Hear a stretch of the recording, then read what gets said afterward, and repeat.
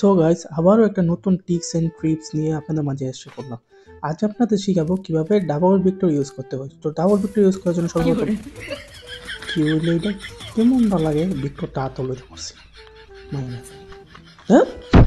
So guys আমি বলেছি যেহেতু ডাবল ভিক্টর নিয়ে টিপস অ্যান্ড ট্রিক্স দেবো তো দিবই। তো ডাবল ভিক্টর নিয়ে টিপস অ্যান্ড ট্রিক্স দেওয়ার জন্য সর্বপ্রথম দুইটা ডাবল ভিক্টর বের করে নিতে হবে। তারপরে কিছু লোড করে নিতে হবে যেন এনিমি হাতে বুদ মারা না খান আর কি।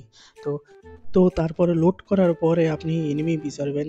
আমার মতো দেখেন দেখতেছি এখানে কোনো এনিমি নাই। তো যেহেতু এনিমি নাই সেহেতু আমি চলেন ম্যাজিক করে আমরা ডাইরেক্ট এনিমির কাছে চলে যাই। তো ম্যাজিক করে আমরা এনিমির সামনে চলে আসলাম এবং এখন দেখবেন এই যে এনিমি আর মেরে দিব।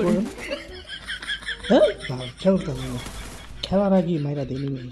তো গাইজ এখন আমি আপনাদের শেখাবো কিভাবে এনিমিকে হেডশট মারতে হয়, মানে কীভাবে এনিমির মাথা ওড়াতে হয় আর কি। তো এনিমির মাথা ওড়ানোর জন্য সর্বপ্রথম আপনি এনিমি খুঁজবেন। তার আগে একটি গুরুত্বপূর্ণ বিষয় হলো আপনি একটি হেডশট গান নেবেন আর কি আমার মতো। তারপর আপনি এনিমি খোঁজা শুরু করবেন।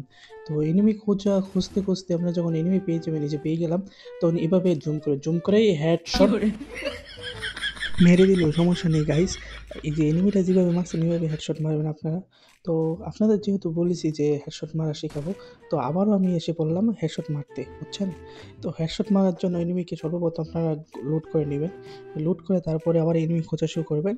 এই যে এনিমি পেয়ে গেছি, দেন কীভাবে হেডশট মারে, এই যে দেখছেন দেখছেন গাইস দেখছেন, এই যে এইভাবে আপনারা হেডশট মারবেন। আর এমনই টিপস অ্যান্ড টিপস পেতে তাড়াতাড়ি আমাকে সাবস্ক্রাইব করুন এবং আমার সাথেই থাকুন। সো দেন আমি আপনাদের শিখাতে থাকি আর কিভাবে হেডশট মারতে হয়। তো আরেকটা এনিমি পেয়ে গেছি যে হুকুম হয়ে আসতেছে, হয়ে আসতেছে, এবার ওরও হেডশট মারবো। এই যে হেডশট হেডশট দেন পাই তো খেলো তো কি হলো, হেডশট মেরে দিল।